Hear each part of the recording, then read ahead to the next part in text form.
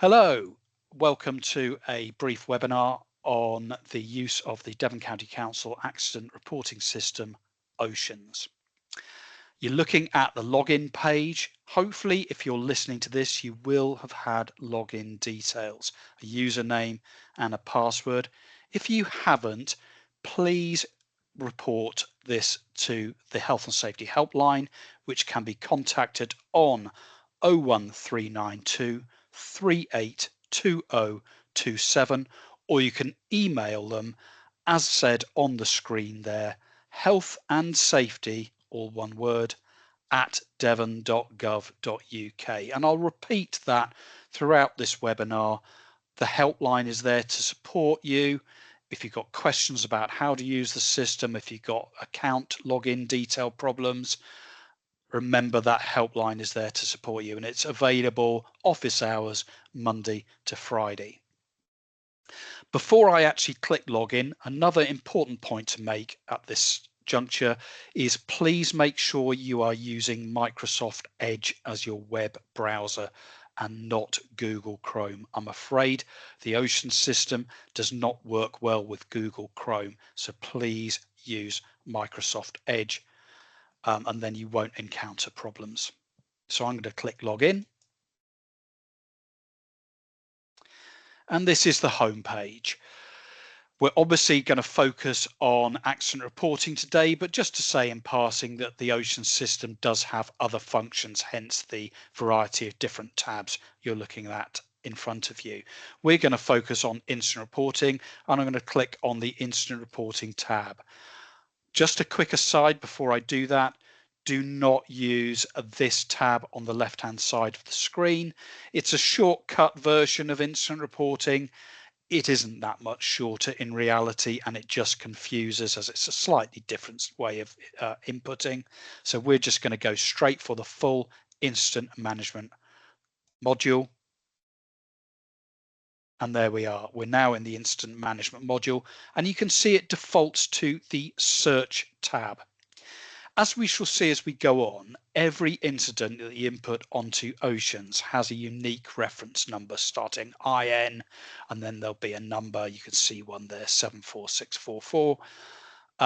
Each incident will have its own unique reference number. This is the way of searching for it if you want to go back to an older incident, to amend it, adjust it, or just seek information or details from it. That's how you do it, by inputting the unique reference number. However, this particular webinar is about inputting a brand new incident. So you click on the New Incident tab at the top. And you'll be greeted by this page. First thing you need to do is to say what part of the organization you are reporting for. And this is a 3-tier drop down. You should have received the information about where you sit in the organization in the same email that gave you your login details. If you're still unclear about that, or you think your location, organizational location is wrong, then go to that helpline, okay, either via email or via telephone. I'm going to now input a fictitious incident, and I'm going to go for children's health and well-being. I'm going to go to internal provisions, and as I am a local of Oakhampton, I'm going to pick on Lyric House, Oakhampton. This is a fictitious incident, which will of course be deleted at the end of this webinar, just in case you were worried.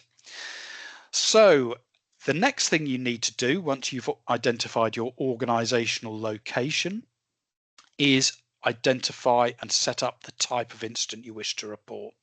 Now, there's more information there if you click here, if you need further information, and of course you can go to the helpline. But you will see a drop-down list of different types of accident. I'm going to keep this simple for you. The vast majority of incidents that you should be inputting are either going to be in the work/premises related injury, a work-related injury, or a work-related near miss. Those are the largest number of categories you're going to be looking at. You can also input a non-work related incident.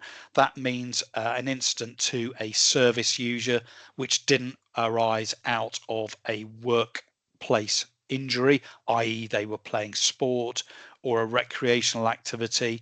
That's okay. You are able to input that type of incident here, but the focus is obviously going to be on work stroke premises related injuries or near misses. If you are thinking that any of the other categories that I haven't mentioned apply to you, I would first call the helpline, as it is likely to be a mistake. Okay, they are quite obscure, have very specific purposes. You are unlikely to need to use those. If you think you want to input one of those, maybe have a discussion with the helpline first. I'm going to select though work/premises related injury. And once you've selected it, you click create. And you're in the main incident reporting page, and you can see immediately in the top left hand corner we have the unique reference number has been created, 74650 in this case.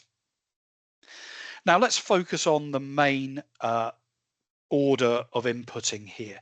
You'll see date and time. If you follow the cursor there, it then goes on to where, it then goes on to what, it then goes on to the actions taken, to the people involved, etc., through to the final sign off. And we're going to work along that line in a linear fashion. It's a bit like stops on a tube map.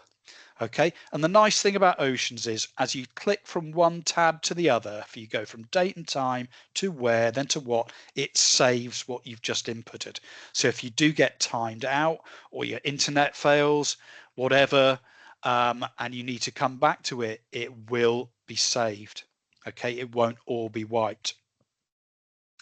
The other thing we could point out before I start actually inputting is there's a little branch line at people. I've already said this is a bit like a tube map here, the different stations. When we get to people, there's a little branch line we need to go down.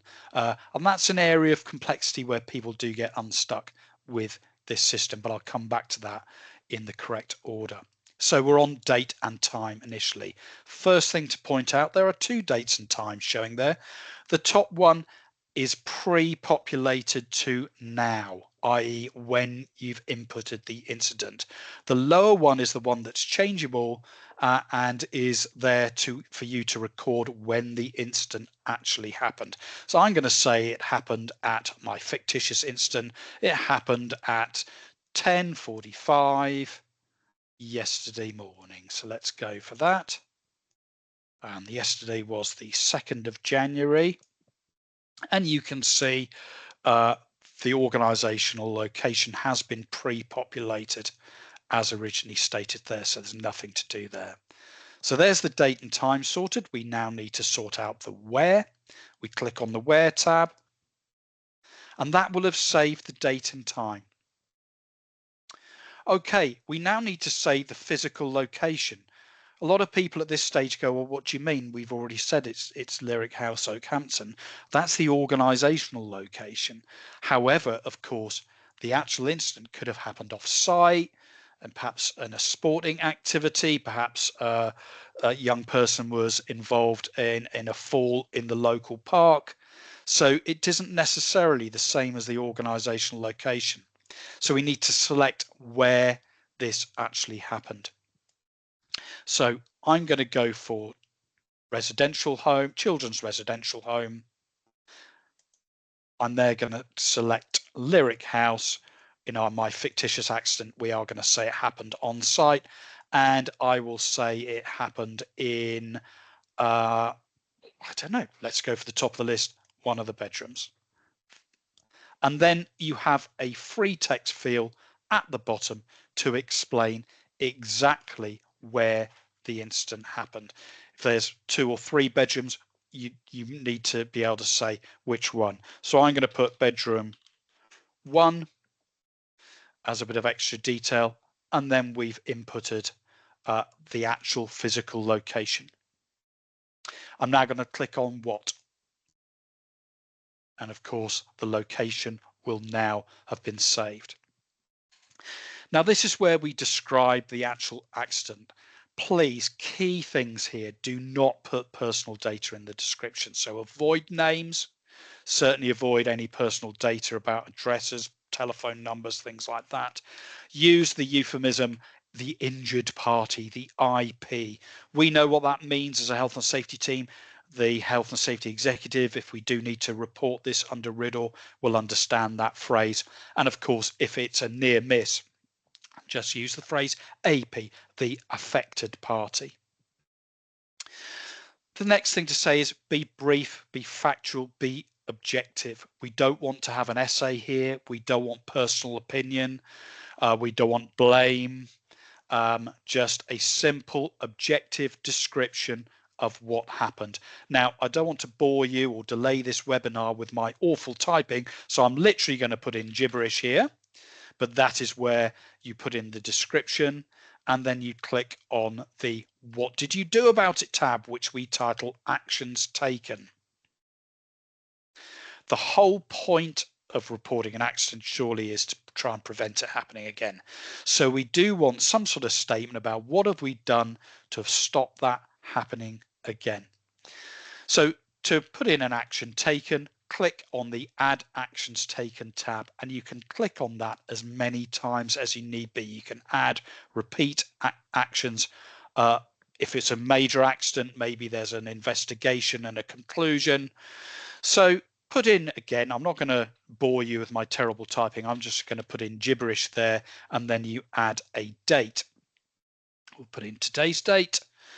And you can then add subsequent actions, as many as you like. So for example, your first action could be, well, I don't know what to do about this, so I'm going to escalate this to my manager.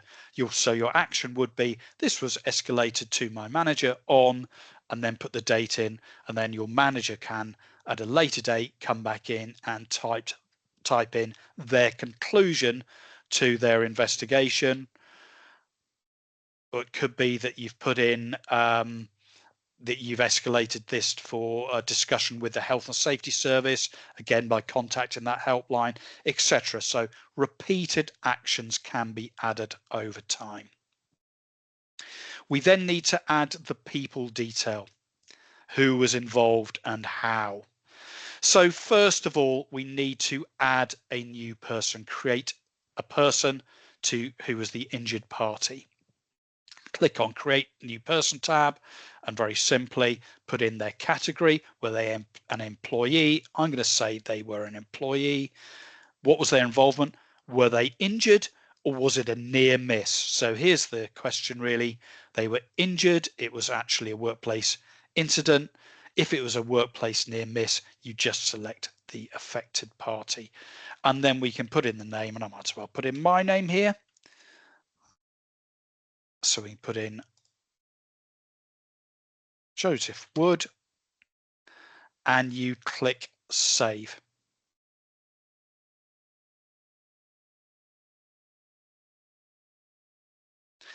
Now, a lot of people will think, job done.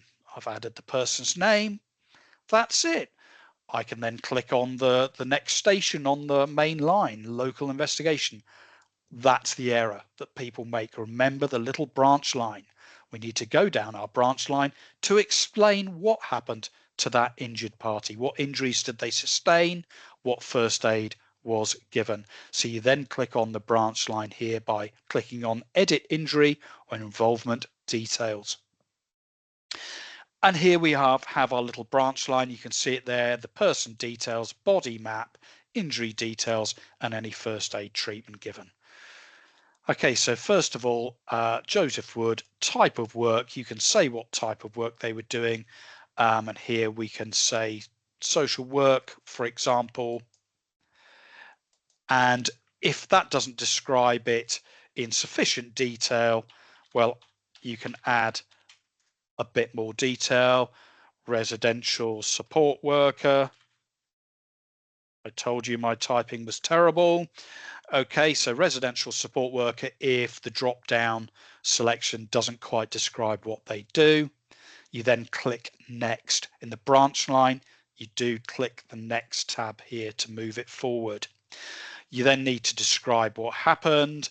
I'm going to go for I bruised my knee on the right side after a fall. Click that. It's fairly self-explanatory body map there. We're then going to click next. So, and you can see based on the body map, it's already pre-populated that it's the right knee. You can select a bit more detail there, what area. I'm going to say the front, and the injury type, I'm going to put bruising. And you can add again as many injuries. Say there was bruising, say there was a fracture, say there was something else as well. Maybe I've broken a toe in my right foot as well in my fall. I could keep clicking add injury, and as many things would come up as you need.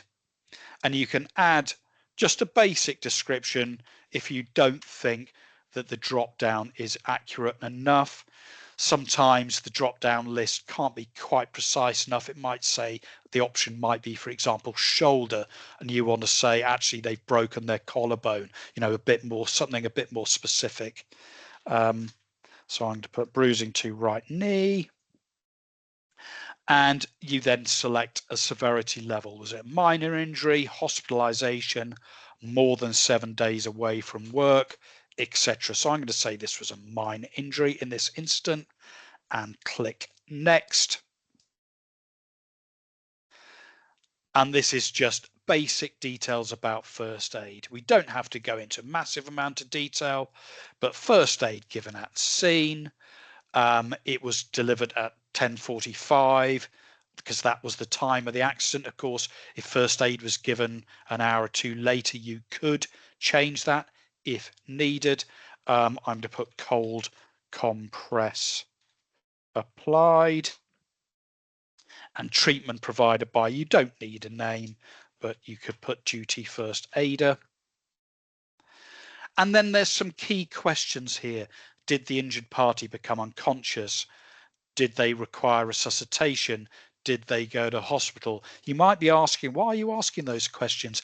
Those are all triggers which would suggest this is a RIDDOR reportable injury if the answer to those questions was yes. So that's why those are being asked. It's a little check mechanism to highlight anything that might be RIDDOR reportable. What happened after the incident?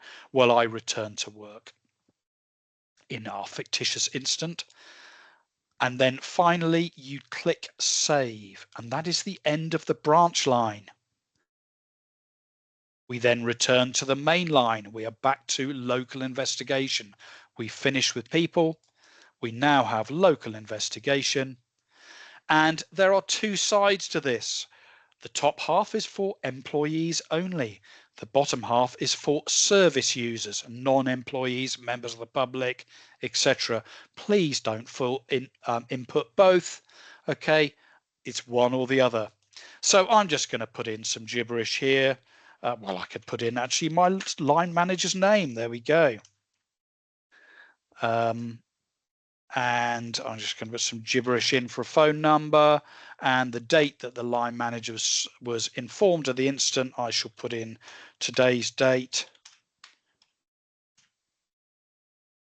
Was the incident attributable to the condition of the premises? Let's pretend it was. There was a tear in the carpet or something like that. Let's put yes, and then we move on to the next tab, which is notify. Now, good news or bad news, the Notify tab is basically a function which is designed for very large establishments such as a secondary school or college. It has very limited function for you guys listening today. Okay, why? Because it only allows you to notify someone at the same tier 3 location as the incident happened at. Okay, so remember our fictitious incident here is at Lyric House in Oakhampton. Well, it's going to be of limited function really, because Lyric House is quite small and you could literally talk to someone to notify them because you're in the same small building. Large secondary school, you can see that the notify function has a bit of a point there. Basically, it sends an automated email to alert someone else in your same tier 3 establishment uh, what's happened. If you are a smaller establishment or part of a service, it's going to have very limited functionality. You'd basically notify them by standard email or telephone conversation, or maybe a Teams message. So I think we're going to skip over this. It's not a mandatory field. You don't have to use it. I'd suggest for the people listening today, this is going to be very limited use for you. So I am going to skip over it. If you want to make use of that function, please contact the helpline and they'll explain how that works for you. So we're going to go fast forward straight on to sign off. And very straightforwardly here, we need to select, using an alphabetical drop-down list, the immediate cause of the incident. I'm going to just show you the list. Scroll down through. I'm going to select slip, trip or fall, but you can see the different options there. There is one called not related to specific events. Avoid using that. It's a bit of a lazy option. Most work-related incidents will have a fairly obvious cause. Please try and select it from the list. If you're really thinking, well, this is really weird, there's nothing here that's appropriate, you could contact the helpline. Please avoid using the not related to specific events. In most cases where we see that option selected, it's pretty obvious what the immediate cause was. Once you've selected the option of choice, you then click on review and close. And the system does one of those final checks. Are all mandatory fields completed? It's all looking good. You've got green ticks everywhere there. If there's a red cross, it means you have missed a mandatory field. And you will need to go back before you can sign it off. But here we're all good to go. So I click next. And we have one of those classic, is it all true type statements. So we go, yes, to the best of my knowledge, everything there is true. I click yes, and then I click the green button in the middle there to save, and it is signed off.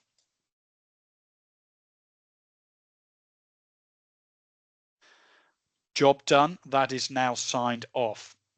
And you will see when you sign it off, you'll be presented with this screen. And the final thing to point out for you, you have there in the middle of the screen a red Adobe Reader square. If you click on that, it will generate a PDF of the incident report. If I maximize that so you can see it, we can zoom in. This is a PDF if you need it.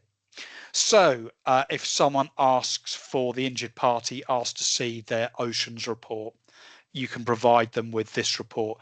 Of course, remember, it is their data. If they've had an injury at work, they're entitled to see their OSHENS report, the accident entry. That is retrievable data. It's their data. You could save it. You could print it out if you like to keep paper copies.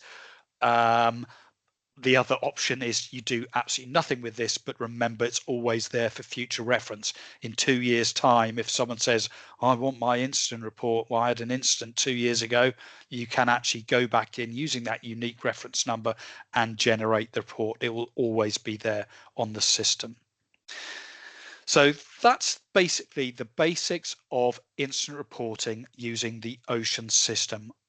Before I say goodbye, I will just point out that helpline one more time, that basically is always there to support you. 01392 382027 or email at healthandsafety@devon.gov.uk. We are there to support and help you. So if you're having a frustrating time, you can't remember quite how to input on the system, we will sort it out for you. Other than that, I'm going to say thank you very much for listening. Goodbye.